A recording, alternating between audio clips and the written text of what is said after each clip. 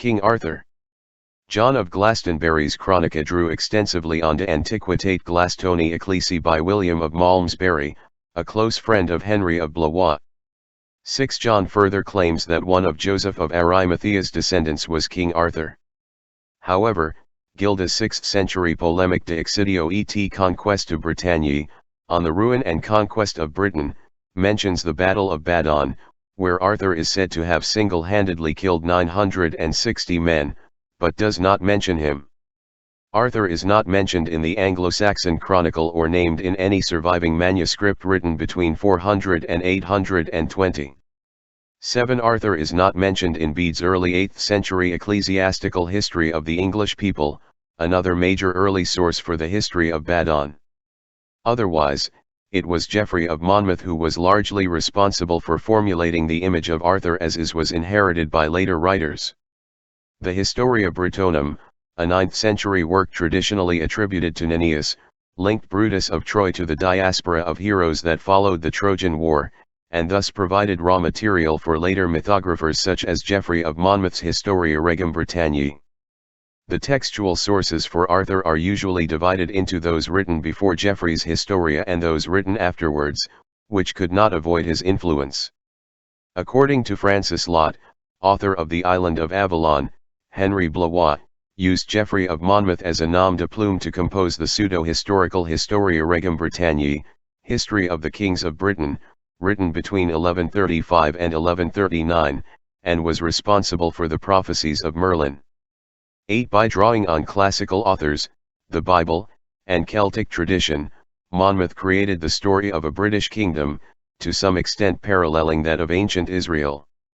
Monmouth relates the purported history of Britain, from its first settlement by Brutus, a heroic son of Silvius, son of Ascanius, son of Aeneas, a hero of the Trojan War, to the death of Cadwallader in the 7th century, covering Julius Caesar's invasions of Britain, 2 of its kings, Lear and Cymbeline, later immortalized by William Shakespeare, and one of the earliest developed narratives of King Arthur. Likewise, the Julio-Claudian dynasty of Julius Caesar had developed a family story that their ancestor Iollas had been identical with Aeneas's son Ascanius, who scholars have connected to Ashkenaz, one of the descendants of Noah according to Genesis. 9. Geoffrey's Merlin was based mostly on the prophet and madman Myrddin Wyllt, also known as Myrddin the Wild, of medieval Welsh legend. Merlin was also inspired by Emrys, a character based in part on the 5th century historical Roman leader Ambrosius Aurelianus, who was mentioned by Nennius. In Nennius' account, Ambrosius was discovered when the British king Vortigern attempted to erect a tower at Dinas Emrys, which collapsed before completion.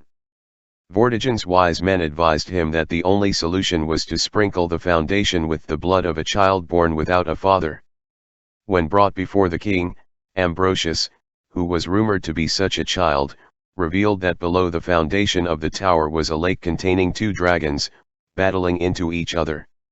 Vortigern excavates the hill, freeing the dragons, and the red dragon finally defeats the white. The boy tells Vortigern that the white dragon symbolizes the Saxons and that the red dragon symbolizes the people of Vortigern, who became the Welsh and continued to use the red dragon as their heraldic symbol. Geoffrey retold the story in his Historia Regum Britanniae with some embellishments, and gives the fatherless child the name of Merlin Ambrosius, begotten on a king's daughter by an incubus demon.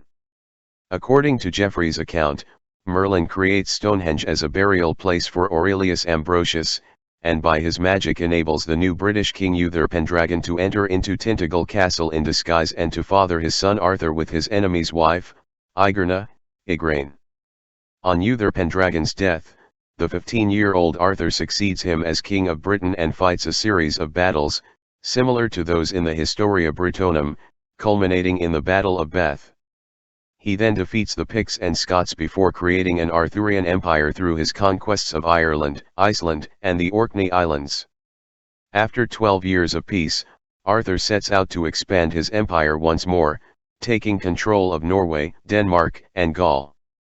Arthur and his warriors, including Kay, Bedivere, and Gawain, defeat the Roman Emperor Lucius Tiberius in Gaul but, as he prepares to march on Rome, Arthur hears that his nephew Mordred, whom he had left in charge of Britain, has married his wife Guinevere and usurped the throne. Arthur returns to Britain and kills Mordred, but he is mortally wounded. He hands the crown to his kinsman Constantine and is taken to the Isle of Avalon to be healed of his wounds, never to be seen again. King Arthur was also purportedly related to Constantine the Great. Constantine was also descended from the Roman Emperor Marcus Aurelius, the grandson of Emperor Trajan. It was the use by Trajan and Marcus Aurelius of the dragon standard, or Draco, which according to Arrian was originally of Scythian origin, that came to be adopted by the Pendragon family. 10 In Great Britain, later legend, mentioned by Henry of Huntingdon but made popular by Monmouth, claimed that Constantine's mother Saint Helena was a daughter of the King of Britain, Cole of Colchester, who allied with Constantius to avoid more war between the Britons and Rome. Her grandmother, therefore, would have been Gladys of Britain, who was descended from King Coel of Britain, whose mother was descended from Belimar. From the collection of Welsh pedigrees now known as Harleian Manuscript 3859, we learn that Belimar was married to Anna, cousin of the Virgin Mary, who was supposedly a daughter of Joseph of Arimathea. This led to the fabrication that Joseph's wife was the daughter of Longinus, the Roman soldier who had pierced the crucified Christ's side with a lance, and that Longinus was an illegitimate son of Julius Caesar himself. 11. Belimar would also have been descended from the Trojan Brutus. Beli appears in Monmouth's Historia Regum Britanniae as the British King Heli, son of Diguius and father of Lud, Cassivellaunus, and Nennius. Gerald of Wales wrote in the 1190s that the Welsh bards, singers, and jongleur kept accurate copies of the genealogies of these princes of North and South Wales in their old manuscripts, which are, of course, written in Welsh. They would recite them from memory, going back from Rodrimar to the time of the Blessed Virgin Mary, and then further still to Brutus's father Silvius, Ascanius, and Aeneas. They then continue the line back to Adam himself. 12.